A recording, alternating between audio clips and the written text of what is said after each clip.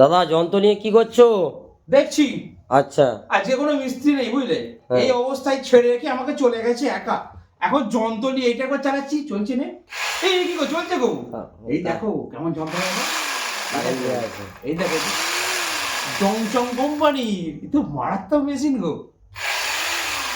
বাবা না, তো মারাত্মক মেশিন গো। হ্যাঁ, এটাতে কি কাটা হয়? এটা দিয়ে জালি কাটা হয়, কিন্তু বাবা রেখে দিই, দরকার নেই আমার। এই মিস্ত্রিরা কালকে এসে করবে। এখন এই পপটা রেডি করে আমার আজকে রাত্রে দেওয়ার কথা ছিল, কিন্তু পপটার কি দুরবস্থা দেখবেন। এই দেখুন, এটা খুলে গেল, এটা খুলে গেল। দেখি এই পপটাকে রেডি করেনি। আমি কালকে সকালবেলা ছেলেটা আসবে পপটা আনতে, রং করতে হবে রাত্রের মধ্যে, আমি জানি হয়ে যাবে কমপ্লিট। এই অবস্থায় ছেড়ে দিয়ে চলে গেছে। তাই বলছি বন্ধুরা, যদি কেউ এরকম ক্যাবিনেটের কাজ জানো, তাড়াতাড়ি তাড়াতাড়ি চলে আসো আমার দোকানে, অনেক অনেক কাজ দেবো, ঠিক আছে।